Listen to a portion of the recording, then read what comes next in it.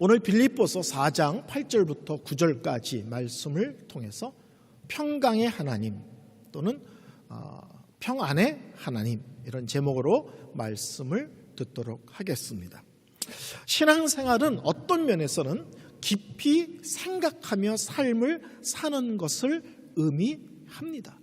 근데 그 생각의 근거가 하나님의 말씀이고 하나님의 성품이죠. 하나님의 말씀에 근거해서 내 삶을 깊이 생각하며 사는 삶, 하나님의 성품에 비추어 내 삶을 깊이 있게 생각하며 살아가는 것이 신앙생활입니다. 우린 지난주에 우리가 살아가면서 신앙생활하는 속에서 결정해야 될 문제가 있을 때 어떤 기준을 갖고 어떤 원칙을 갖고 결정하면 좋을까 하는 것에 대한 말씀을 증거했습니다. 다 기억나시죠? 첫째, 은혜의 원리 또는 사랑의 원리 또는 자원의 원리라는 말씀을 드렸습니다. 성경에 못 박지 않은 것들을 스스로 개인이든 또는 그룹이든 교회 안에서 원칙을 만들어 놓고 그 원칙에 들어가지 않는 사람을 비판하거나 정죄하거나 하는 그런 것들은 옳은 것이 아니라는 것입니다. 그리고 우리는 어떤 일을 결정할 때 작은 것 하나하나를 다 하나님께 물어봐야만 그게 믿음이 좋고 거룩한 거다, 이렇게 생각하는 것도 이 성경적인 거룩과 경건의 삶의 원리는 아닙니다. 그래서 제가 축구장에 큰 금을 거놓고 그 안에서는 자유롭게 살되 금을 벗어나면 안 되는 것으로 설명을 했습니다. 오늘 교회에 들어올 때 하나님 교회 문을 왼손으로 열까요? 오른손으로 열까요? 그런 거 물어보지 말라는 거예요. 내미는 손으로 내미시면 되는 거예요. 신발을 신을 때 오른발부터 신을까요? 왼발부터 신을까요? 신고 싶은 대로 신으시면 되는 거예요. 우리는 믿음이 좋다라는 것이 그런 것조차도 다 물어보는 것이 좋다고 생각하지만 실제로는 그것은 스스로의 법을 만들어 놓고 스스로를 거기에 매이게 하는 것입니다. 두 번째 말씀드린 것이 지체의 공동체의 그리고 유익과 덕이 되는 원리다라는 말씀을 드렸습니다. 우리는 이것이 죄냐 아니냐로만 자꾸 모든 일을 결정합니다. 근데 성숙한 성도는 죄가 아니에요. 말씀의 원리에 벗어나는 것도 아니에요. 그런데 어느 때는 안 하는 것이 훨씬 성숙한 믿음의 원리라는 거예요. 성경에서 금지하지도 않아. 내 신앙의 관점에서도 문제가 안 되는데 근데 왜 안 하냐 이거죠. 내 앞에 있는 나와 함께하는 지체가 그것 때문에 상처가 된다면, 그것 때문에 시험이 된다면, 그것 때문에 안 해도 되는데 나 때문에 마지없이 할 수 없이 마지못해서 그 일에 참여함으로 그 연약한 성도의 그 시험 드는 문제, 이런 것이 있을 때 나는 괜찮은데 연약한 성도, 그것을 불편하게 하는 생각하는 성도가 있으면 안 하는 것, 삼가하는 것, 절제하는 것이 성숙한 성도라는 거예요. 그래서 성경의 원리는 예수를 믿으면 자유한데 그 자유를 하나님과 지체와 공동체를 위해서 기꺼이 제한할 줄 아는 것, 또 이게 또 성숙이라는 거예요. 신비하죠. 자유함을 받았는데 그 자유함을 하나님의 영광과 교회의 덕을 위해서 내려놓을 줄도 아는 게 또 다른 자유의 성숙한 면이라는 것입니다. 세 번째로 말씀드린 것이 어떤 상황에서도 믿음의 원리에 비춰서 그것이 최선인가를 항상 생각해라. 지금 내가 있는 형편에서 이게 내가 할 수 있는 최선인가. 그래서 지난주에 이 세 가지 원리를 말씀드렸습니다. 결국 핵심은 뭐냐면 생각하라는 것입니다. 저는 매일 아침에 한 장씩 반복해서 읽는 게 뭐냐면 잠언입니다. 잠언은 한 장씩 읽으면 한 달에 한 번씩 읽을 수 있어요. 물론 오늘같이 28일이면 바쁘죠. 그렇지만 보통 한 달에 한 번. 그래서 저는 성경을, 잠언서를 계속 반복해서 있습니다. 근데 잠언에서 의외로 많이 강조하는 것이 있어요. 말에 대한 것도 강조하고, 가정에 대한 것도 강조하고, 자녀에 대한 것, 아내에 대한 것 강조하는 게 많은데 그 중에 하나가 마음에 대한 것입니다. 다른 말로 하면 생각, 또 다른 말로 하면 마음. 결국 우리가 뭘 생각하느냐, 우리가 마음에 뭘 담고 있느냐가 결국은 어떤 식이든지 밖으로 튀어나온다는 거예요.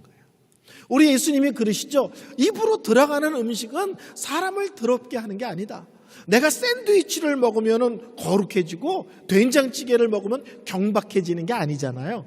음식이 나를 불경건하게 만드는 게 아니라 내가 마음속에 뭘 담고 있느냐가 결국 내 입속으로 또는 내 행동으로 다양한 것을 드러낸다는 거예요. 그래서 우리가 성경을 읽어야 됩니다. 성경을 묵상해야 됩니다. 성경을 암송해야 됩니다를 강조하는 것은 성경의 지식을 늘리자가 아니라 우리의 마음, 우리의 생각이 말씀에 잠기도록, 또 다른 말로 하면 말씀의 지배를 받도록 해야 된다는 거예요. 그래서 크고 작은 일들이 생길 때 자연스럽게 말씀에 비춰보는, 그리고 말씀을 기준으로 삼고 생각하고 결정하고 말하고 행동하게 된다는 사실입니다. 자, 오늘 이제 다시 4장 8절 9절 전체를 넓게 또 다시 한번 보도록 하겠습니다. 첫 번째 8절은 우리에게 성도들이여 최선을 다하는 사람들이 되십시오라고 이야기를 합니다. 끝으로 형제들아, 무엇이든지 참되며 무엇이든지 경건하며 무엇이든지 옳으며 무엇이든지 정결하며 무엇이든지 사랑받을 만하며 무엇이든지 칭찬받을 만하며 무슨 덕이 있든지 무슨 기름이 있든지 이것들을 생각하라. 계속 강조하는 게 무엇이든지 이런 거예요. 어디서 언제 어떤 상황에 있든지 성도님들은 항상 그것이 참된가를 생각하셔야 됩니다. 경건한 것인가를 생각해야 됩니다. 옳은가를 생각해야 됩니다. 정결한가를 생각해야 됩니다. 사랑받을 만한가 생각해야 됩니다. 칭찬을 받을 만한, 그래서 칭찬받을 만한 것은 명예로운 것인가라는 생각하라는 거예요. 그 다음에 덕이 되는가, 그 다음에 기림이 칭찬을, 이게 칭찬받을 만한 것인가. 어떤 형편, 어떤 처지, 어디에 있든지 누구와 함께 있든지 이런 원리에 내가 지금 근거해요. 말도 하고 생각도 하고 결정도 하는 사람인지를 항상 생각해 봐야 된다는 거예요. 신앙생활은 그냥 물 흘러가는 대로, 되는 대로, 그냥 느끼는 대로 살아가는 것이 아니라는 겁니다. 이런 사람들 중에서 누가 있느냐? 요셉이라는 사람이 있죠. 어떤 형편에 있든지 자기가 처한 형편에서 최선의 것을 생각하고 거기에 따라 행동하는 사람, 이게 요셉이라는 사람이죠. 형들에게 미움을 받아서 노예로 팔렸습니다. 그러나 그는 그 노예로 팔린 보디발 집에서 성실한 사람이었고 충실한 사람이 돼서 가정 총무가 되죠. 아내의 유혹을 뿌리치다가 결국 누명을 받아서 감옥에 들어갑니다. 억울하죠. 그죠? 분하죠. 근데 그러나 그는 또 감옥에서 얼마나 신실한지 모범수로, 성경에 보면 좀 감옥 안에서 자유로웠던 것 같습니다. 근데 나중에 보면 신세진 사람들에게 잊혀지죠. 술 맡은 관원장과 떡 맡은 관원장의 꿈을 해석해 주잖아요. 그리고 떡 맡은 관원장에게, 술 맡은 관원장에게 얘기하죠. 근데 그 자기를 기억해 달라고. 근데 창세기 40장 23절에 보면 술 맡은 관원장이 요셉을 기억하지 못하고 그를 잊었더라. 자기에게 신세를 줬는데 신세를 진 사람이 나를 꼭 기억해 달라고 부탁하고 신신당부를 했는데 자기를 그냥 깡그리 잊어버려. 그러나 요셉은 또 자기 위치에서 최선을 다하죠. 나중에 국무총리가 되고 높은 자리에 앉습니다. 그리고 그것이 결국 자기 가족들을 구원해내는 계기가 되죠. 근데 그는 그 국무총리라는 위치에서 지혜롭게 행동하고 자기를 힘들게 했던 그 형제들과 그 가족들을 다 마음으로 품습니다. 나중에 아버지가 돌아가십니다. 형제들이 그때부터 긴장하죠. 아버지가 계셨을 땐 참지만 돌아가셨으니 이제 우리를 가만 놔두지 않을 거다. 그러나 요셉은 그때 얘기하죠. 하나님께서 이 모든 것을 아시고 나를 먼저 애굽으로 보내신 것입니다. 이 모든 것 속에서는 사람들이 이렇게도 하고 저렇게도 했지만 나중에 내 인생을 돌아보니 그게 다 하나님의 계획이었고 하나님의 놀라운 뜻이 거기에 숨겨져 있는 것을 알았습니다. 억울함이 있고 끝이 보이지 않는 고통의 세월이 있었습니다. 우리는 요셉이 13년 동안 고생했다는 걸 알지만 요셉은 그것이 13년이 될지 20년이 될지 그대로 죽을지 모르는 시간들이죠. 저는 요셉의 얼굴에 이렇게 써 있지 않다고 저는 확신합니다. 나 고생 많이 했어 이렇게 써 있지 않을 것 같아요. 내가 얼마나 고생 많이 했는 줄 알아? 이렇게 얼굴에다가 써 있지 않을 것 같아요. 그렇게 많이 고생했고 억울하고 분했는데 그는 더 따뜻했고요. 더 용서의 사람이었고요. 무엇보다도 고난 속에 하나님의 일하심에 놀라운 그 역사의 손길을 깊이 깨닫는 사람이었습니다. 그런 사람 중에 다윗도 있습니다. 10년을 도망 다닙니다. 왕이에요. 자기를 추격하는 사람. 근데 그 왕이지만 자기 장인이야. 여러분 누가 나를 10년을 죽이려고 쫓아다니는 것도 놀랐지만 그게 왕이다. 얼마나 어마무시한 얘기입니까? 근데 더 충격적인 것은 장인 어른이에요. 근데 다윗은 죽일 수 있는 기회가 있었죠. 복수할 수 있는 기회가 여러 번 있었습니다. 근데 그는 끝내 그 일을 감행하지 않죠. 하나님이 세운 종을 내가 함부로 몸에 손대지 않겠다를 결심합니다. 나중에 전쟁에서 사울과 요나단이 죽었을 때 누구보다 슬퍼하며 애통하고 울었던 사람이 놀랍게도 다윗입니다. 자기를 힘들게 했던 사람이 죽었을 때 고소해하고 그때부터 신난다 즐겁다 하지 않고 누구보다 애통하며 슬퍼하는 사람이 다윗이었고 그 사울의 집안 사람들을 끝까지 돌봤던 것이 놀랍게도 다윗입니다. 원망이 있을 수 있고요. 불평이 있을 수 있고요. 한숨의 세월이었고요. 이 끝이 언제일지 알지 못하는 시간을 보냈는데 나중에 돌아보니까 그 사람의 인생은 고생 많이 한 사람으로 기억되지 않고 그런데 그 속에서 기도한 사람, 그 속에서 하나님께 참으로 예배한 참된 예배자, 그 고난 속에서도 감사와 찬양이 넘쳤던 사람. 결론은 뭐예요? 그 고난 속에서 아름다운 하나님의 사람으로 다듬어진 다윗이라고 우리는 기억하고 있습니다. 그런 사람 중에 모세도 있죠.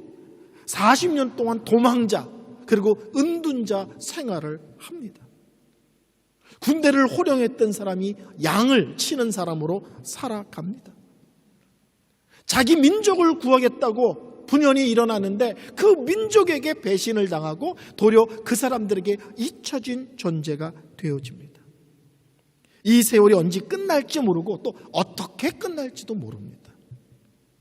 그런데 하나님은 80이 되었을 때 모세에게 나타나고 그를 부르셨습니다.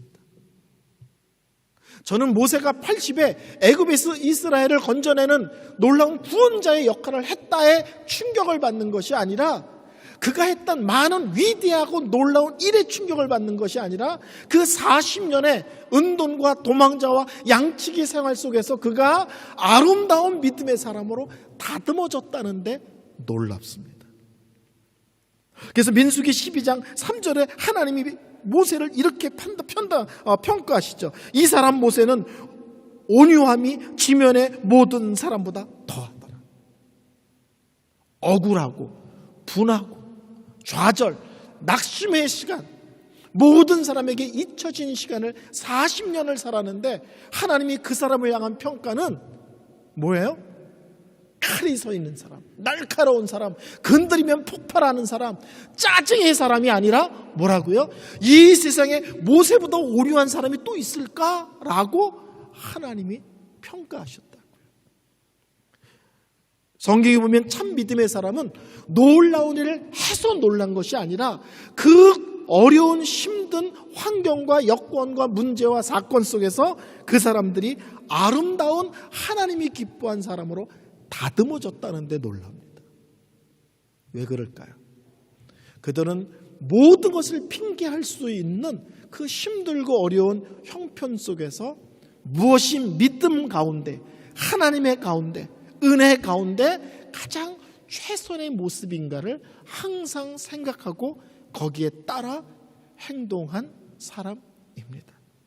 성경은 얘기합니다. 성도 여러분, 살다 보면 힘든 게 많죠. 어려운 게 많죠. 답답한 일이 많죠.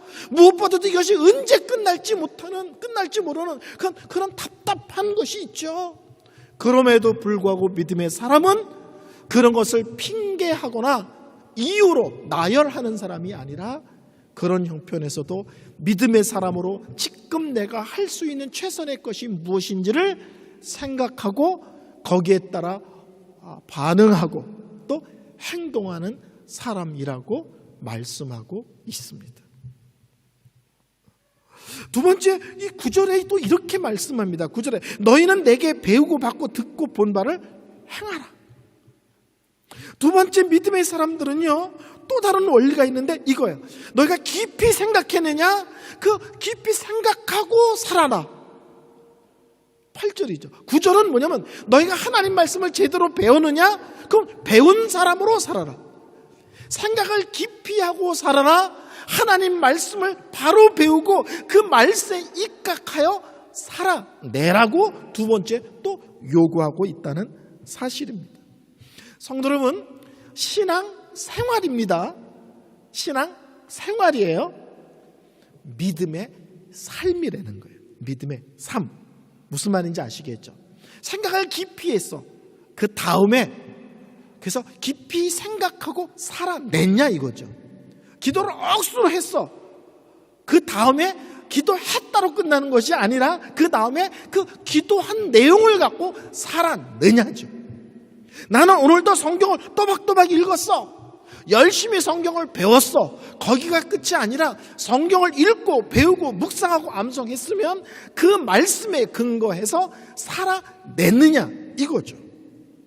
그래서 오늘 본문은 생각에서 끝나면 안 되고 뭘 성경에서 배워서 알았다는 것으로 자꾸 끝나면 안 된다는 거예요. 그래서 신앙 생활입니다. 믿음의 삶이에요. 그러니까 살아간 내용을 갖고 자꾸 우리는 이야기를 해야 되는 것입니다.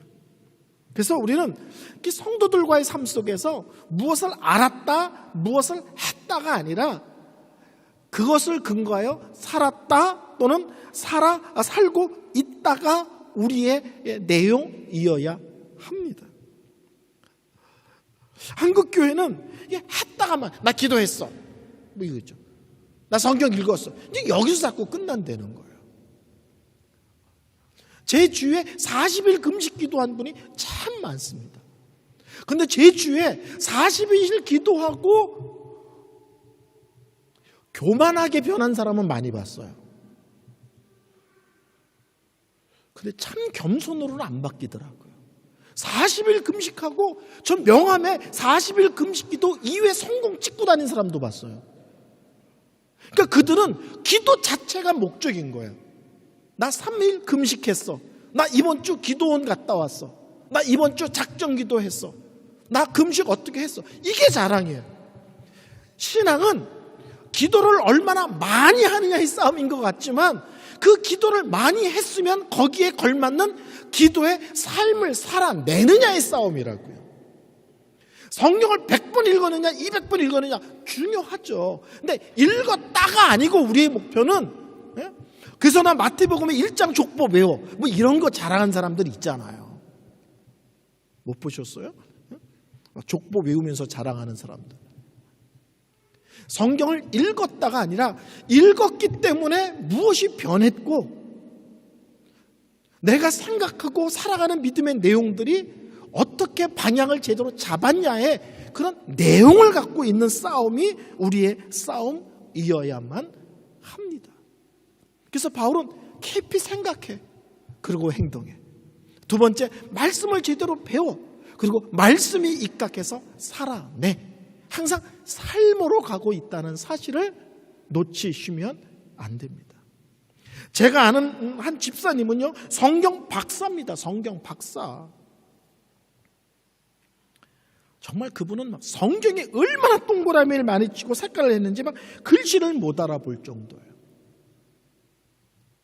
근데 그분은 나 성경 많이 알아가 끝이에요. 그분은 교회를 자주 옮겨 다닙니다. 왜 옮겨 다니면 목사를 잡는 게 자기 사명이래요. 그래서 맨 앞자리에 앉아서 설교 들을 때 팔짱을 이렇게 끼고 듭니다. 이렇게 끼고. 설교를 하나님 말씀을 듣고 배우고 깨닫고 나에게 주시는 말씀은 뭔가, 나에게 주시는 은혜는 뭔가가 아니라 목사가 설교를 잘하나 못하나 오늘 방해나.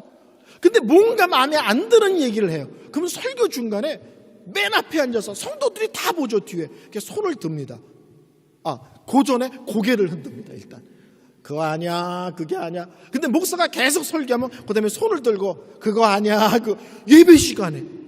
그래서 그분이 교회 떴다 그러면 저 목사 잡는 거예요. 그 충분히 잡으면 옆 교회로 옮겨갑니다. 그러면서 대놓고 나는 목사들 잡는 게 나의 사명이라는 거예요. 근데 그 사람 속에 없는 게 삶이 도대체 없어요. 얼마나 없냐면 가장, 한 집안의 가장인데 직장도 안 가. 다른 걸 해서 안 가는 게 아니라 목사 잡으러 다니는데 너무 바빠. 근데 성경은요, 꽤 뚫고 있어. 우리가 성경을 열심히 읽고 배우는 것은 안다의 싸움이 아니라 그것이 나의 삶이 되도록 하는데 초점을 맞추는 싸움이어야 합니다. 아시겠죠? 제가 아는 어떤 사모님은 기도를 너무 해서 밥 해줄 시간이 없어. 기도를 너무 해서 청소하고 빨래할 시간이 없어. 왜? 기도만 해. 그 기도가 가정을 버리는 모습이 돼버렸어요. 그러니까 우리는 기도를 하든 성경을 읽든 무엇을 하든 그것이 항상 삶이어야지, 기도했다, 성경을 읽었다, 거기서 끝나면 안 되는 겁니다. 바울이 되게 아주 삶에 대해서 집요하게 물고 늘어지는 분입니다, 이분이. 그래서 깊이 생각하십시오. 그리고 그에 입각하여 사십시오. 성경을 잘 배우십시오. 그리고 말씀대로 사십시오. 계속 사는 쪽으로 가고 있다는 사실을 기억하시기를 바랍니다. 그러면서 마지막 절 9장 9절 하반절에 이래 얘기하죠. 그리하면 뭐든지 4장 9절에 그리하면 평강의 하나님이 너희와 함께 계시리라. 익숙한 말씀 아닌가요? 그 앞에 7절 말씀이잖아요. 그리하면 모든 지각에 뛰어난 하나님의 평강이 그리스도 예수 안에서 너희 마음과 생각을 지키시리라. 4절에는 평강의 하나님이 너희 마음과 생각을 지키시리라. 오늘 9절에는 평강의 하나님이 너희와 함께 하리라. 여러분, 바울이 빌립보 교회 성도들에게 어떤 얘기를 할 때 가장 강력하고 설득력 있게 들리는 내용이 뭘까요? 강력하고 설득력 있게 들리는 내용. 저는 평강의 하나님, 평안의 하나님이 가장 설득력 있게 들리는 내용 중에 하나라고 믿습니다. 왜요? 빌립보 교회 개척할 때 바울이 큰 어려움을 겪었잖아요. 감옥에 갇히고 매도 맞고 난리가 났잖아요. 근데 그가 그런 가운데서도 한밤중에 찬양하고 기도하고 이런 모습이 나타나거든요. 빌립보서 옥중서신이죠. 지금 바울이 감옥에 있으면서 빌립보 교회 성도들에게 편지를 보내는 거예요. 근데 이 편지를 읽으면서 우리는 바울이 얼마나 감사의 사람, 기쁨인 사람인지를 또 알 수 있습니다. 빌립보 성도들에게 바울은 어떤 극한 상황 속에서도 찬양의 사람, 감사의 사람, 기도의 사람이다. 어떻게? 평안의 하나님이 그의 마음을 붙들어 주시기 때문에, 평안의 하나님이 어떤 형편이든지 함께 하기 때문에 환경은 말이 안 돼. 근데 그 속에서 찬양이 터지고 기도가 터지고 감사가 터지고 기쁨이 넘쳐. 어떻게? 평강의 하나님이 그 중심을 붙들어 주기 때문에 그렇습니다. 이 평강의 하나님에 대한 얘기를 할 때 빌립보 성도들은 바울이 어떤 사람인 줄 알기에 더 강하게 분명하게 와 닿았을 것이라고 믿습니다. 오늘 성경은 얘기합니다. 평강의 하나님이 너희와 함께하겠다. 하나님이 함께 하신다 할 때 그 하나님이 어떤 모습으로 함께 하시는가? 여러 가지죠. 능력의 모습으로 함께 하실 때도 있죠. 위로의 모습으로 함께 하실 때도 있죠. 근데 바울은 그 무엇보다도 강조하고 싶은 것이 하나님이 너와 함께 하신다 할 때 그 핵심 중에 하나는 평강의 하나님이 너와 함께 하셔. 뭐 하려고? 너에게 평강을 주시려고. 우리 하나님은 평강의 하나님이실 뿐만 아니라 우리에게 평강을 주시는 하나님이시기도 합니다. 오늘 보면 끝으로 이렇게 얘기하잖아요. 4장 8절에. 끝으로라는 말은 다시 말하면 결론으로 이런 뜻 아닌가요? 그렇죠? 제가 설교할 때 여러분을 되게 힘들게 할 수 있어요. 끝으로 1, 2, 3 그랬더니 마지막으로 또 1, 2, 3 결론으로 1, 2, 3 한마디 더 하겠다 1, 2, 3 이러면 이제 미치는 거죠. 근데 바울이 끝으로 그건 뭐 결론이야. 빌립보서 이제 끝입니다. 결론. 근데 결론으로 한 얘기가 평강의 하나님이 함께 하십니다. 성경이 끝나지는 않죠. 그럼 10절부터는 뭐냐? 10절부터는 이제 바울이 마무리 짓는 거예요. 빌립보 성도 편지들에게 이제 감사하고 마무리 짓는 내용이에요. 하고 싶은 내용의 실제는 9절로 끝냈고 뒤에는 이제 마무리 짓는 편지의 마무리 부분인 거예요.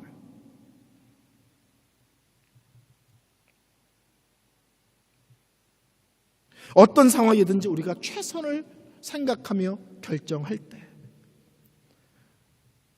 어떤 일을 결정하든지 우리가 말씀에 근거하여 살아내려고 할 때 우리에게 하나님께서 어떤 위로와 복을 주시는가? 평강의 하나님으로 함께 하신다는 거예요. 설교를 결론 내리겠습니다. 하나님은 우리의 현실을 너무 잘 아시죠. 하나님은 우리의 현실을 모르고 그냥 뜬구름 잡듯이 평강을 얘기하는 게 아니라 우리의 삶은 얼마나 피곤하고 힘든지 아시죠. 요새 같은 경우는 우리가 얼마나 답답하고 그렇게 그런 걸 아시죠. 우리의 형편과 처지를 모르시는 하나님이 얘기하는 것이 아니라 우리가 얼마나 힘들고 어려운 삶을 살아내는지를 하나님이 아시는 거예요. 근데 그 속에서 가장 우리에게 필요한 것이 뭐냐? 하나님은 평강이라고 생각하시는 겁니다. 여러분 혹시 주위에 난 다 가지고 있어 이런 분도 보셨어요? 근데 그 마음에 평안이 없어서 그 삶 속에 참된 만족도 기쁨도 행복도 못 누리는 사람 혹시 보신 적이 있으십니까? 다 갖고 있는 것 같은데 정작 그 사람 마음에 평안이 없어.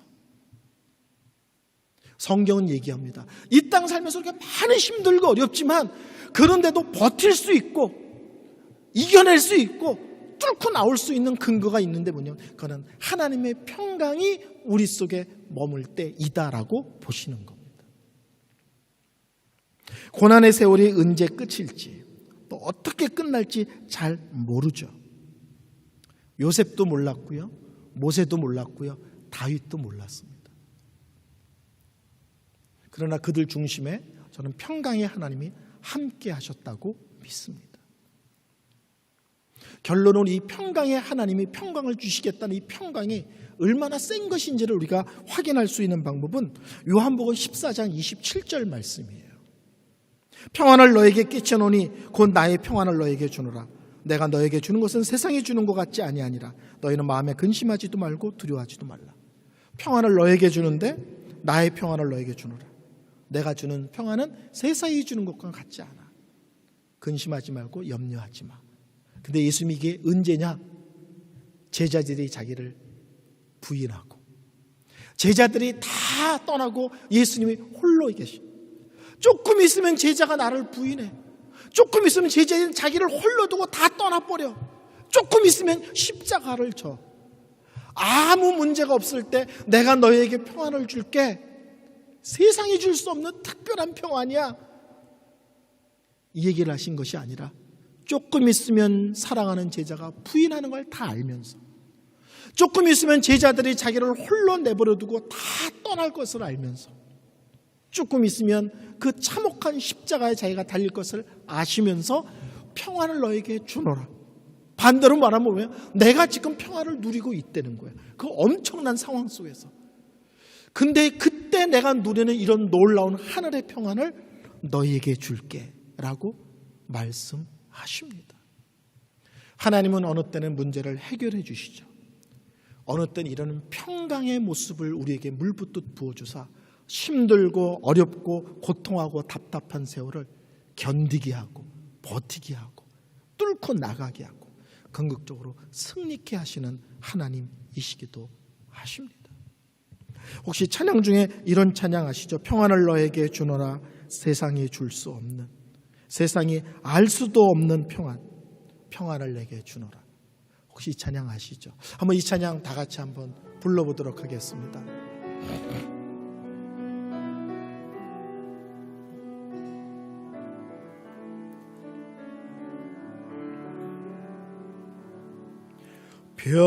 평안을 너에게 주노라.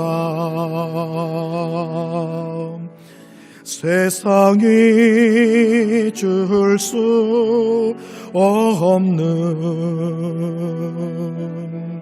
세상이 알 수도 없는 평안,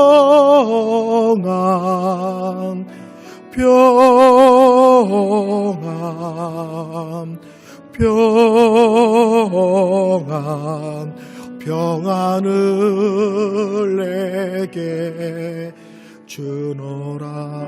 평안을 너에게 주노라. 평안을 너에게 주노라. 세상이 줄 수 없는, 세상이 알 수도 없는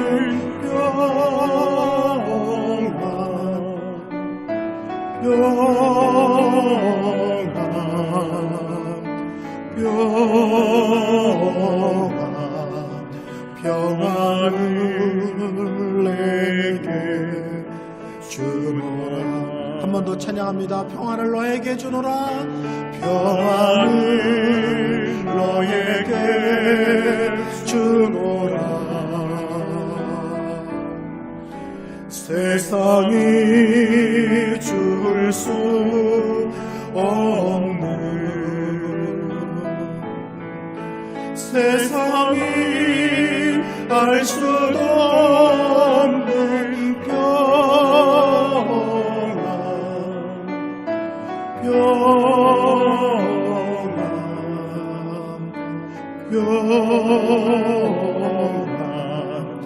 평안을 내게 주노라. 이 시간 우리 합심하여 한번 기도하겠습니다. 깊이 생각하며 살아내라. 말씀을 열심히 잘 배우고 말씀대로 살아내라. 그러면 평강의 하나님이 함께하리라. 그리하면 평강의 하나님이 너의 마음과 생각을 지키시리라. 하나님, 힘들고 어렵고 괴롭고 답답한 이 땅의 삶 속에서 무엇보다도 우리에게 평강이 필요합니다.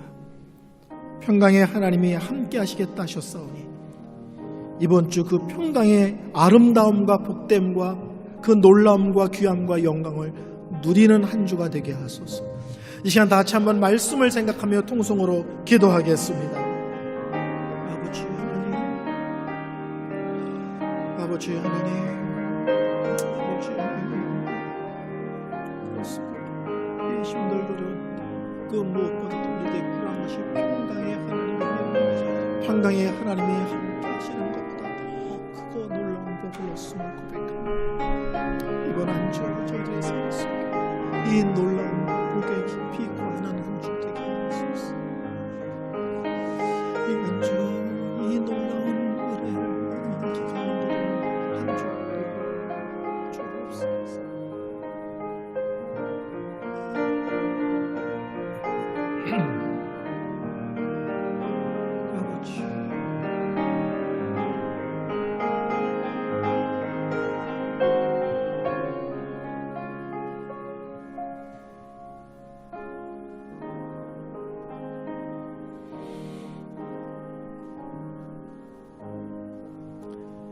하나님 2월의 마지막 주일 저희들에게 평강의 하나님에 대한 말씀을 듣게 하여 주심을 감사드립니다.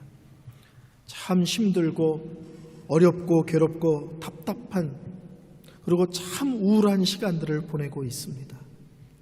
그 어느 때부터 하나님의 위로하심, 하나님의 따뜻하심, 하나님의 넉넉하심, 오늘 말씀처럼 하나님의 평강, 하나님이 물붓들어 부어주시는 하나님의 평안이 정말 필요한 시간들입니다. 이번 한 주 저희 베를린 선한목자교회에 속한 귀한 성도들과 그 귀한 가족들 속에 이 평강의 하나님이 함께 하심, 평강의 하나님이 우리 마음과 생각을 견고하고 분명하게 붙들어 주심, 이 놀라운 복을 이번 한 주 깊이 누리는 시간들이 되어지게 하옵소서. 내가 처한 상황에 집중하기보다는 나와 함께 하시는 하나님, 나를 붙들어 주시는 하나님, 나를 향한 놀라운 계획이 갖고 계시는 그 하나님께 집중하며 그 안에서 평안을 누리고 그 안에서 자유함을 누리는 귀한 한 주가 되게 하옵소서. 3월도 이 한 달 또 새롭게 주님께서 저희들 속에 간섭하시며 역사하실 것을 기도하며 기대합니다. 3월 달에는 또 어떤 은혜를 주실지, 또 3월 한 달에는 어떤 깨달음을 주실지, 또 3월 한 달 쪽에서는 우리의 삶을 어떤 모습으로 인도하며 간섭하실지 저희가 기도하면서 하나님을 의지하면서 한 달을 아름답게 살아내고 이겨내고 견뎌내는 귀한 성도들이 되게 하여 주옵소서. 우리 성도들뿐만 아니라 흩어져 있는 성도들의 가족들, 특히 고국에 있는 가족들도 우리 주님께서 지키시고 보호하셔서 이곳에서 우리끼리 나누는 교제뿐만 아니라 흩어져 있는 가족 속에서 들려오는 얘기도 주 안에서 감사와 기쁨의 내용으로 차고 넘칠 수 있도록 우리 주님께서 특별한 은혜로 함께하여 주옵소서. 오늘도 성도들이 하나님께 구별하여 예물을 바칩니다. 하나님을 사랑하는 마음, 나에게 일어난 모든 아름다운 것들이 하나님의 선하심과 사랑하심에 근거하여 허락하신 것을 인정하고 고백하는 바치는 손길을 기억하시고 귀한 성도들의 삶을 풍성하게 하여 주옵소서. 지금은 우리 주 예수 그리스도의 은혜와 하나님의 사랑과 성령의 교통하심이 생각하며 살고 말씀에 근거하여 살아내기를 사모하고 결심하고 결단하며 무엇보다도 이번 한 주 하나님의 평안 가운데 깊이 거하기를 소원하는 베를린 선한목자교회와 그에 속한 권속들 머리 위에 지금부터 영원토록 함께 하실지어다. 아멘.